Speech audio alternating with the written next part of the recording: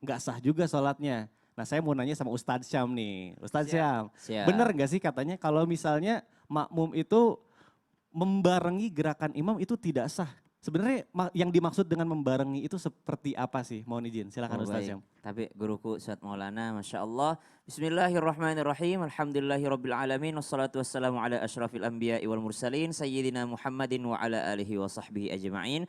Amma ba'd, jadi ada 4 hal yang harus diperhatikan ketika kita menjadi seorang makmum. Ya. Jadi ada 4 hal yang harus diperhatikan ketika seseorang menjadi makmum. Boleh Ustaz Syawal ke dalam? Ya. Ketika seseorang menjadi makmum, maka ada 4 hal yang harus diperhatikan. 3 tidak boleh, 1 boleh.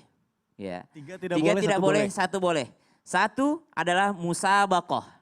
Apa itu musabaqah? Mendahului imam. Mendahului imam. Berlomba-lomba sama imam. Jadi dia mendahului imam. Mendahului.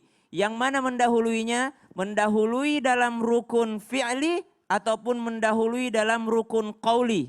Yang mana itu rukun qauli? Rukun qauli yang pertama adalah takbiratul ihram. Jadi misalnya sholat taraweh. Karena dia udah tahu, udah salam ya kan. Fadlan minallahi wa ni'mah wa maghfiratan wa rahmah. Muhammad sallallahu alaihi wasallam. Pas berdiri imamnya belum takbiratul ihram, dia udah karena dia udah prediksi, ya kan?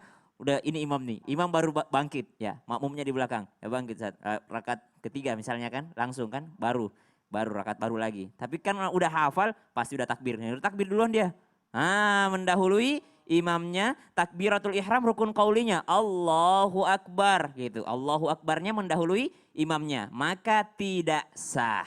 Yang kedua rukun qauli yang mana? Rukun qauli yang kedua yang membuat tidak sah adalah salamnya. Musabaqah, mendahului imam dalam hal salamnya.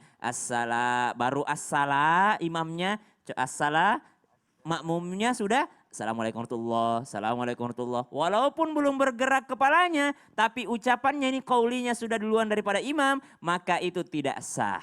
Ada lagi rukun qauli tapi tidak sampai membatalkan sholat, tidak sampai tidak sah, tapi haram dilakukan. Ada juga yang mengatakan makruh. Apa itu? Dalam hal Al-Fatihah.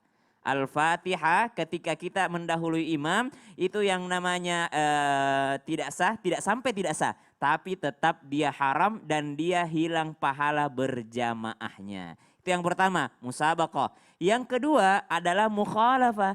Jadi bukan hanya orang yang mendahului imam, orang yang berlomba-lomba dengan imam, ada juga orang yang terlambat dari imam.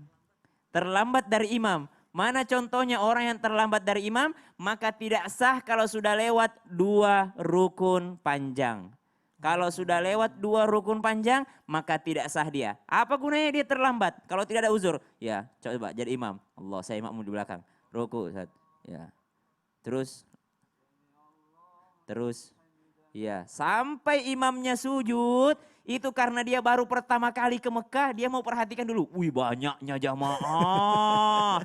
Banyaknya jamaah di Mekah ini. Dia sengaja terlambat karena dia mau perhatikan orang yang sujud yang banyak banget itu.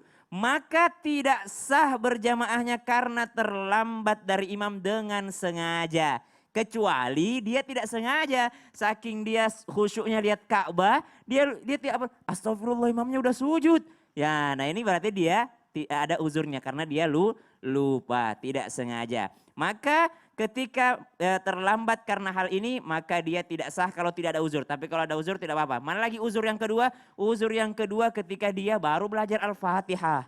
Baru belajar Al-Fatihah ternyata imamnya udah sujud, dia baru iya karena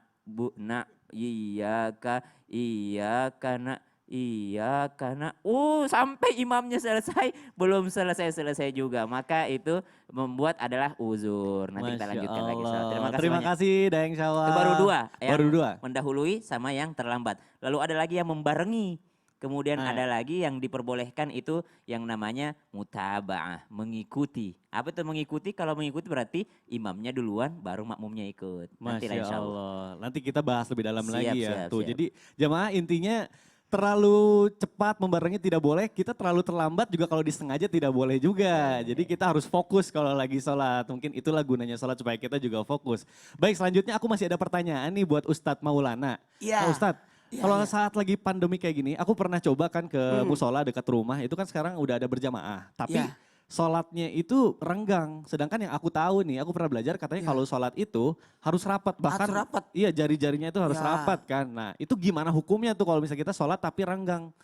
Maaf ya, kali ini saya nggak mau jawab. Loh Iyalah, takut jamaah kecewa. iya nanti jamaah kecewa. Masalahnya durasinya sudah habis. Oh gitu. Nanti insya Allah setelah ini. Tidak dijawab di segmen ini, tapi kita akan jawab di segmen selanjutnya. Nah baik jamaah yang punya pertanyaan juga, nanti kita akan ada segmen Tanya Dong Ustadz. Jadi untuk jamaah yang punya pertanyaan, bisa langsung aja tulis pertanyaannya di komentar sosial media Islam Itu Indah. Jadi jangan kemana-mana ya, tetap di Islam Itu Indah. Jamaah, oh jamaah. Alhamdulillah. Lillah.